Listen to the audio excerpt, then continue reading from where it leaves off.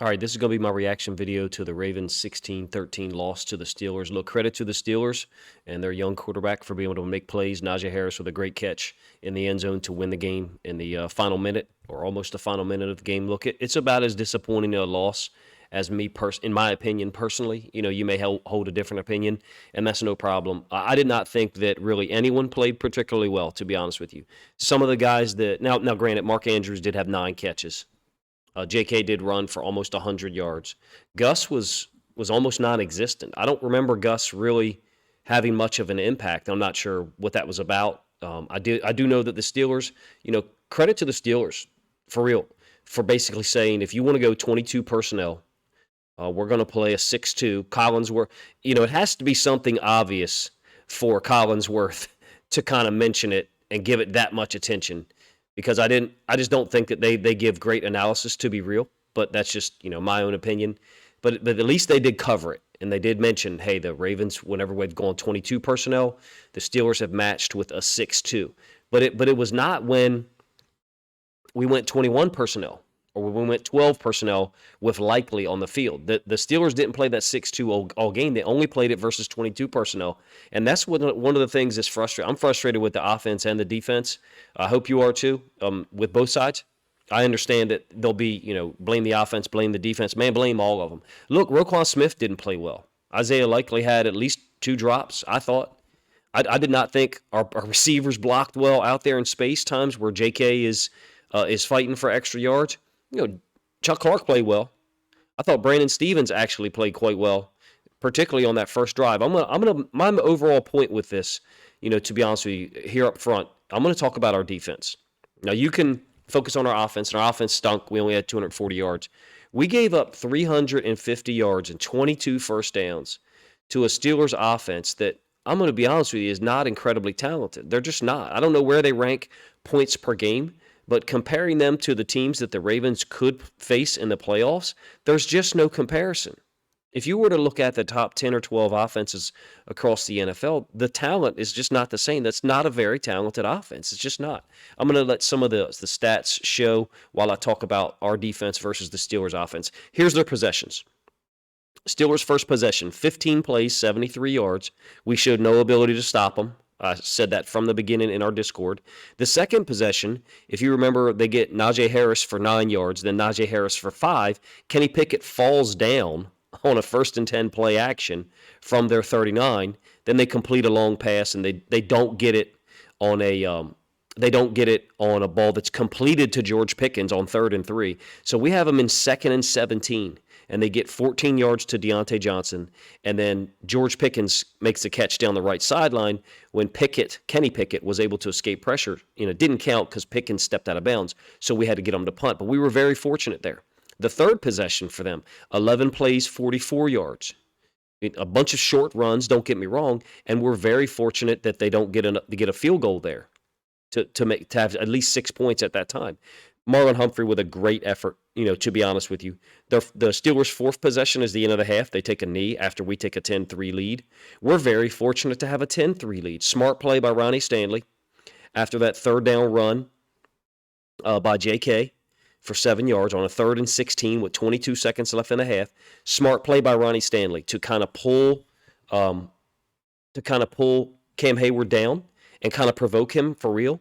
So then Hayward ended up having to push off of Ben Powers to get up, and it looked bad. It looked worse than it really was, to be honest with you. Smart play by Ronnie Stanley. And when we get the touchdown on the next play. So we're very fortunate to get the touchdown and be up 10-3. It very easily could have been 6-6 at the half, and to me at least, 6-6 doesn't feel very good. 10-3 felt okay because it's a 7-point lead. I did not have the feeling that our defense was just going to come out and ball out and stop them for real. I don't know if you did. If you did, I don't know what game you were watching in the first half, because they moved the ball up and down the field.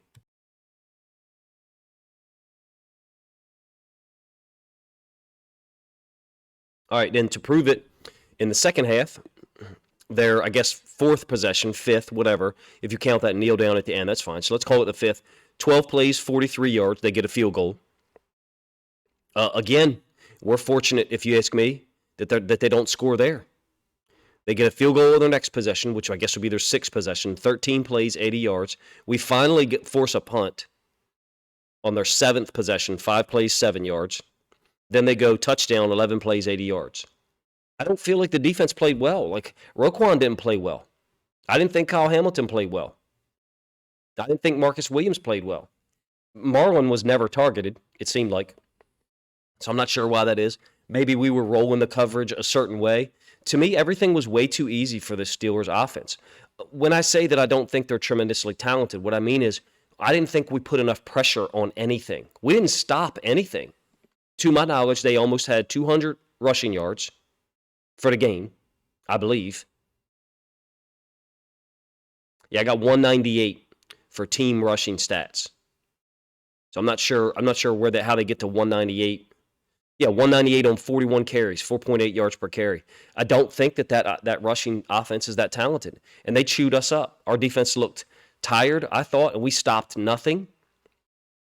I didn't think we did a great job scheming their offense at all. I understand that, there is significant blame in the second half for our offense, rightfully so. If we go through the drive possessions in the second half for us, it's sad. Yes, we took a 13-3 lead on our first possession. Then we go 4 plays, 25 yards, punt. 3 plays, -2 yards, punt. And I think that's after Justice Hill's 56-yard punt return. Then we go 3 plays, 8 yards, and then the interception, 5 plays, 13 yards. So second half offense, if we do some quick math real quick for us, for the Ravens. I got 23 plays.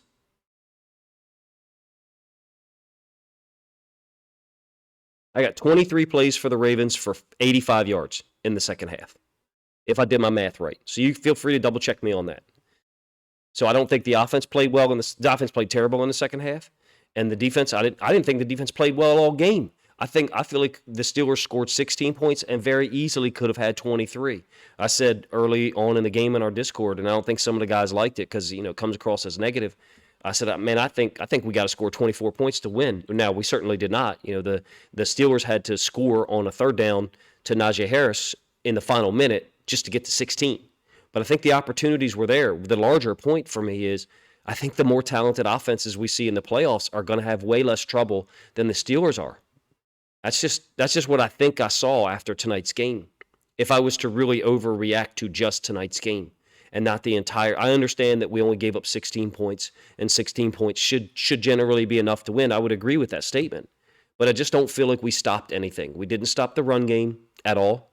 And I thought the Steelers stopped themselves at least once, if not twice, and then they missed a field goal that Marlon, may or may not have got a hand on an unbelievable effort. I guess I'll go through some of the notes. I really don't want to be honest with you. I'm not really down with putting a whole lot of effort into this shit when I think the players and the coaching staff pretty much look terrible, if you ask me. But I'll scroll through some of my first half notes that I make at halftime to try to make this process easier in terms of actually getting some things done. All right, so the Steelers 6-2 that they played versus 22 personnel. Here's what's disappointing about that for me.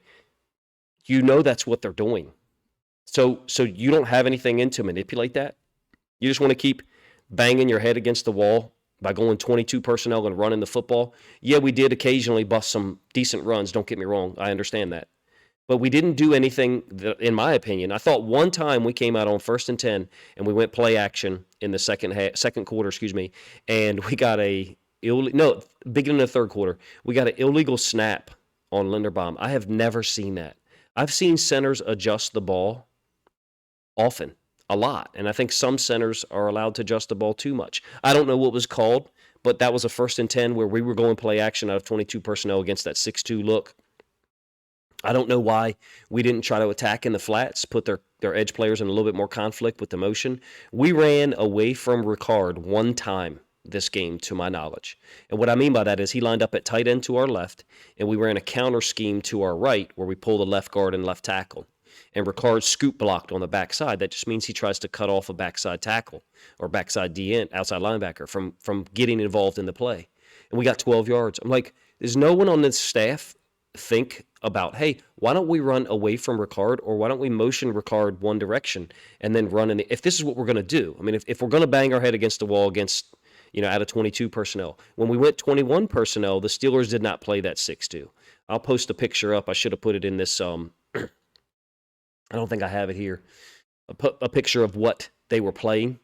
6-2, basically, they were just taking out a DB. And this is similar to what the Steelers have done in the past, to be honest with you, against us in the last 3 years. They've often played 3 inside linebackers or 3 outside linebackers.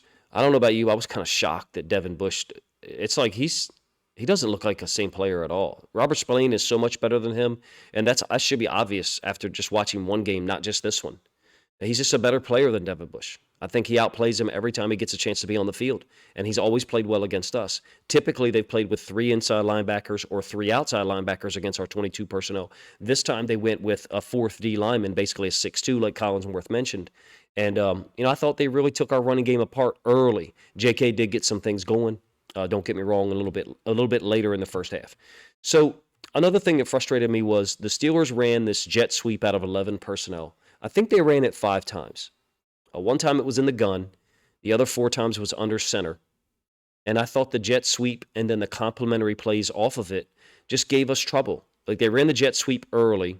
If you recall, they ran it with Warren, the backup running back, who he's an NFL player, but he's not a very talented running back compared to some of the other guys we're going to face.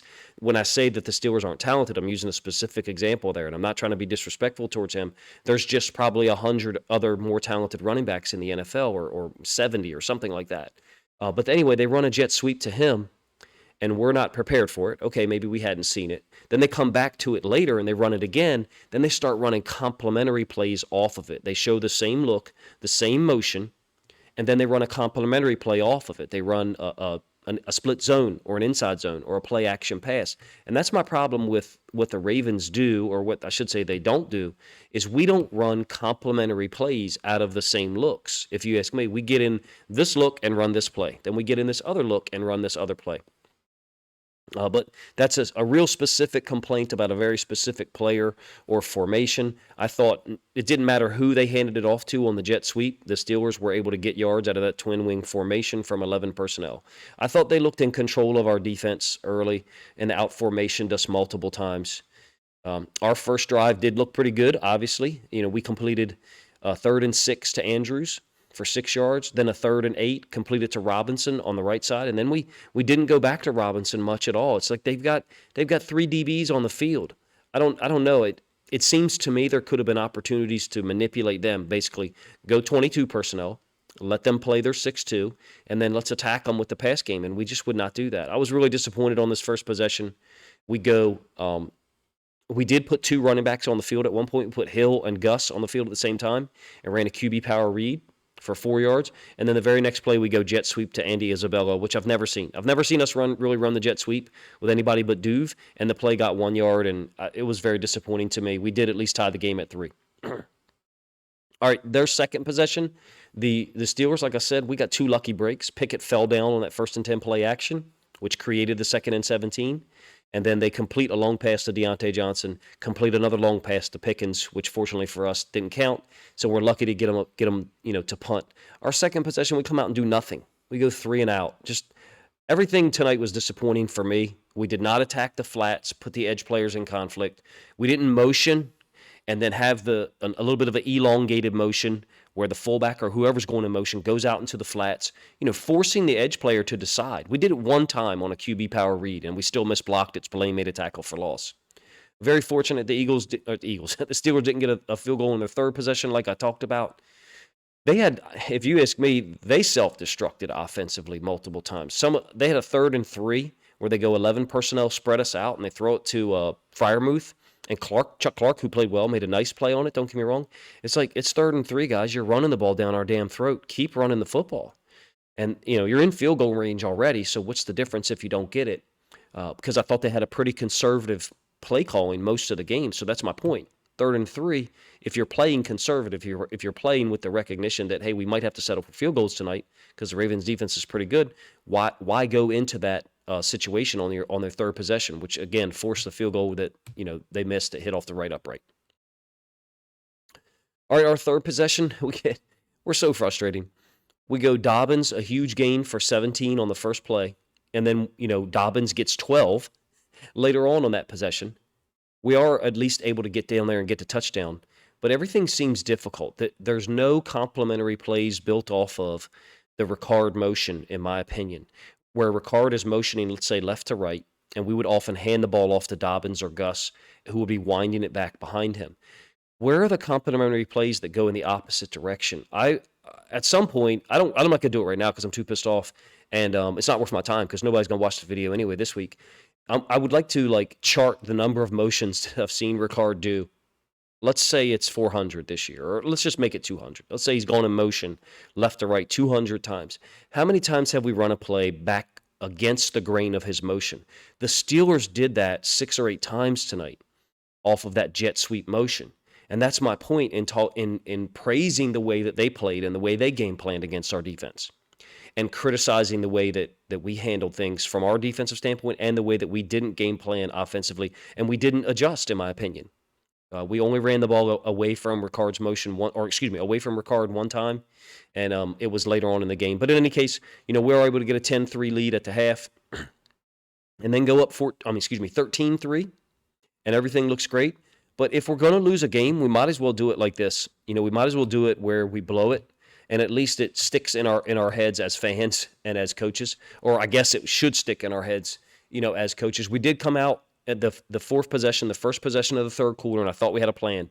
We went 21 personnel on the first play, and the Steelers responded with their base defense, so their base 3-4. And it's a 14-yard pass to Andrews, okay?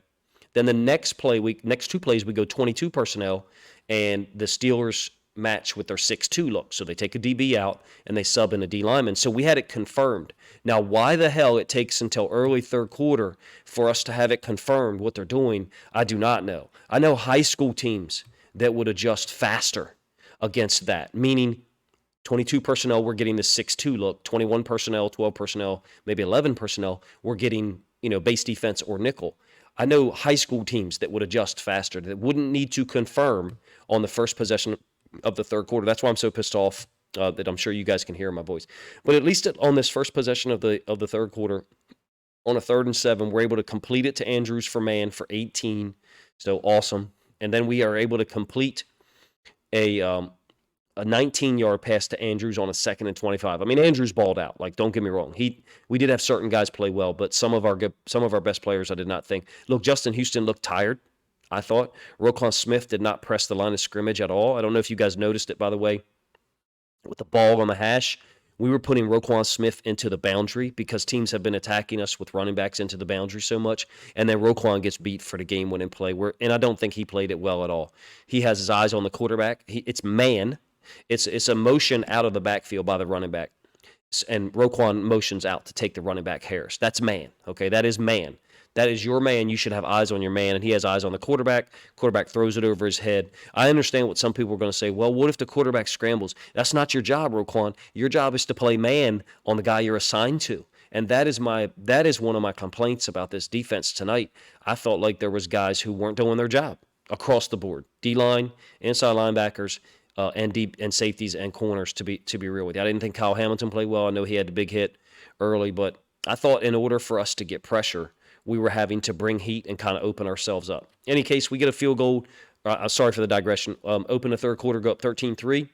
Steelers' 5th possession is another example of them using 11 personnel, and basically I call it 11 personnel hell, whereby we can't stop the run, we can't stop the pass. They're just nickel and diming us to death. Najee Harris has a run of 15, and then we get a huge play by Matabike on a 2nd and 7. So we create a 3rd and 14. And again, this team can't get out of its own way. Now, this is the Steelers' 5th possession. So this is third quarter, early third quarter, their first possession of the third quarter. So for those people who are going to say, well, our defense wore down because our offense didn't do anything. Well, yeah, I would partially agree with that. But this is a 3rd and 14 on the Steelers' first possession of the third quarter. We're up 13-3, and we give up a huge catch by Pickens against Stevens and man. In my opinion, we just we continue to waste opportunities. Then they're on the move, and they're 11. Look, I track the personnel, so this is not conjecture. This is not bullshit. Like other people are going, maybe talk about personnel. I don't know. This whole possession, the first play, the first play of the fifth possession was 12 personnel. The entire rest of the possession was 11 personnel. And now Hamilton gets the hit on the 3rd and 4 on Pickett from the 33-yard line. So luckily they dropped the football because there's a guy wide open in the flats. And then the Steelers have to get a field goal that was huge. They made it 13-6. It was a 51-yard field goal, 13-6. And then the Ravens' possessions hereafter was just garbage. Our sixth possession, after the Steelers again put us in 11 personnel hell, every single play was 11 personnel on their sixth possession that cut it to 13-9. We get the huge return by Justice Hill. And to start our sixth possession, we're down there on their 39-yard line. Dobbins for -2. We're leaving TJ Watt unblocked. Like, yes, we're running the ball away from him. What do you think he's going to do, coaches? Do you think TJ Watt is going to worry about Tyler Huntley on a keep? No. He hasn't kept it out of the pistol at all. He hasn't kept it out of the shotgun at all, unless it's our QB power read formation, which is predictable. So we lose 2. We had the huge 56-yard return by Justice Hill. We lose 2 by Dobbins. Incomplete pass, nothing. Incomplete pass to Likely on a drop. And then we punt from the 41. 13-9 still. Huge moment. Our offense let us down. In my opinion, our defense let us down first.